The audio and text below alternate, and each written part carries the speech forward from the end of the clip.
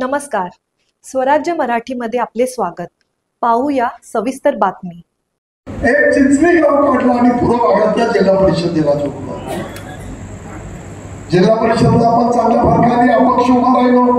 त्याच्या आधी मी युवक काँग्रेसचा अध्यक्ष झालो होतो. प्रचंड मोठा संघर्ष केला आणि शंकरराव चव्हाणांनी प्रधानमंत्र्यापर्यंत त्या तक्रारी करून आपल्याला ते पद दिलं होतं. 2 महिन्याच्या आत या तालुक्यातल्या जनतेसाठी युवक काँग्रेसचं अध्यक्षपद सोडलं आणि विकास आघाडीच्या माध्यमातून आपण लढलो.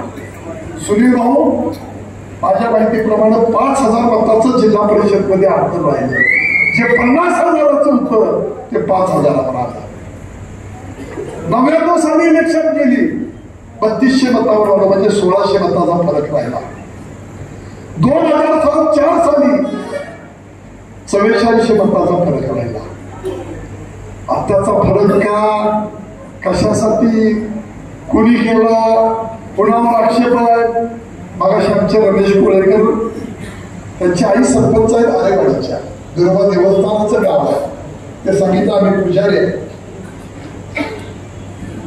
ज्या कवटेमंगळ तालुक्यामध्ये धनगरपट्ट्यातली जी गावं आहेत त्या गावाला जाणारा टेंबू योजनेचं बाणूरगड मध्ये किती वर्ष काम पेंडिंग पडलं होतं?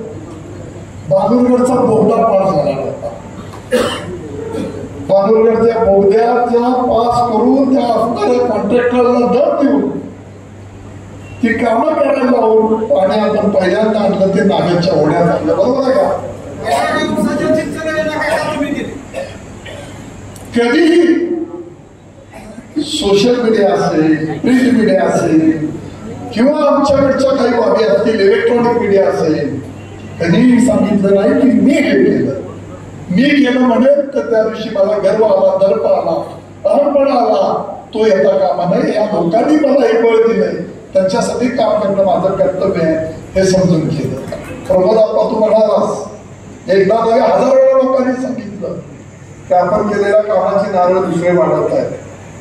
मी माझं कर्तव्य म्हणलं की हे काम मला लोकांनी खासदार केलं, मला राज्यातले मुख्यमंत्री असतील, मंत्री असतील, मला मदत करताय तालुक्याच्या विकासासाठी, ते आपलं कर्तव्य म्हणून केलं.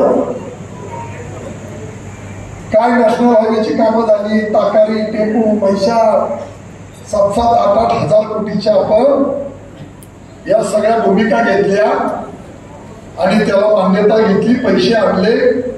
राज्यापुढे अडचण होती, केंद्रातनं पैसे आणले. 2091 कोटी पहिल्यांदा म्हैसाळला आणले, जतपर्यंत पाणी नेलं.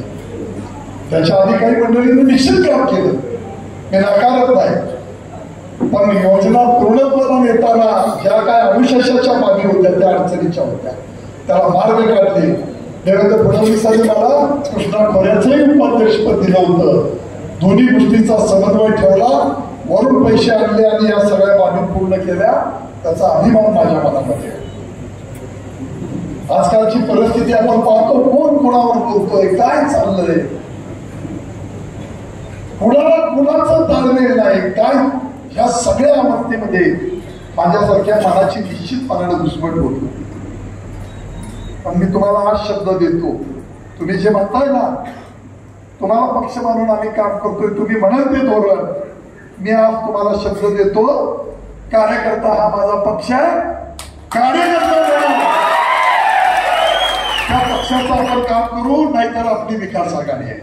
आघाडी कधी आपण काढली, किती वर्षापूर्वी? मगाशी कवडग्याचे एक जाधव इथं बसले होते.